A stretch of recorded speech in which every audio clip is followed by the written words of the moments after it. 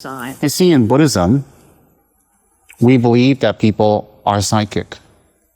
We believe that people do have psychic abilities, and telekinesis, psychic abilities, time traveling, leaving your body, astral traveling. In Buddhism, you have all of that. And the interesting thing about it, Buddhism is not that Buddhism claims to have created those. Buddhism claims to have recognized those. It's like the great scientists who recognize an atom. They say, atoms exist, and it's like that. And you go, wow. I mean, to the primitives, they'll think that this scientist is God, that he created the atoms. But what he's saying is, I'm not God. I didn't create this. I'm telling you it is existing, and let me show you how. So that's what it is in Buddhism. It's telling you that these things exist. This is how you develop it, and this is how you use it, and this is the motivation. But it's not saying, I created it. And that's the fundamental difference between Buddhism and other monotheistic religions, which is in monotheism, you believe that an all-knowing, pervasive male God created this. Omnipotent, in the end. Don't question it. In Buddhism, they don't assert that, nor do they deny it. They say it's not our concern. Because the facts are about the existence of this omnipotent male God is there's no proof of it, except the symbolism that we have put into it. For example, who created the waters? It must be him. Who created the sky? It must be him.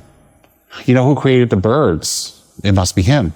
So those are kind of symbols that people have ascribed to those existences that say, that's proof he exists. But that's not proof he exists. So in Buddhism, they debate that by saying, look, we're not telling you Buddha is God and he created and you have to worship and you have to take refuge in him and that you have to believe in or you go to hell. The argument can be, well, before Jesus, did everybody go to hell? And whose fault was that? Right. Whose fault was that? Yeah. Man existed thousands of years before Jesus even showed up. Right. So everybody went to hell. Well, the Catholics have a great explanation. They're in purgatory, which is in waiting. Right. But why are they waiting when it wasn't their fault? Right. Right. So, and then Jesus came to the world and he suffered so much on the cross. And because of that, all of our sins are taken away. I don't see the world getting better after he got crucified. I see it getting worse. Yeah, it just gave us one more religion to fight about. Exactly. One more religion to fight about, with, and using for. So my point is, that's not the Buddhism I want to share with the world.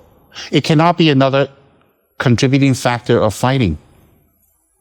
So Buddha doesn't tell you. It's never been, there aren't really Buddhist wars.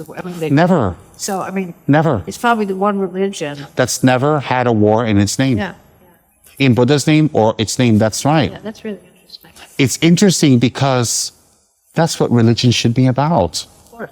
Here I am preaching to you, but that's what religion should be about. No. It should be about getting you away from all the things that you would do without religion, not make you do things that you would have done anyway without religion. You get what I'm saying?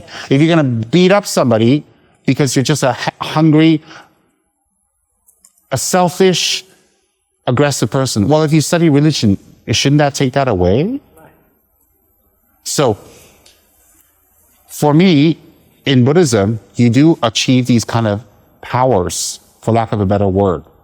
And when you achieve these powers, you're able to see a realm that is coexistent with us, that has always been around us, but you're just not able to see because your eyes are not open to it. Right.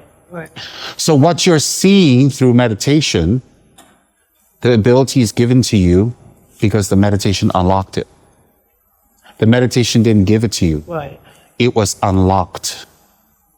Hence, everybody has the inherent nature of a Buddha, which is unlocked. Therefore,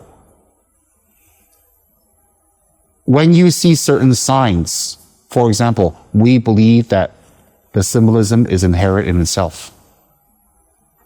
If you don't believe that, that's not a reason we should argue and not be friends. Right, right. We can sit in the same room and say, hey, I don't believe what you believe. That's okay. We still be friends. Right.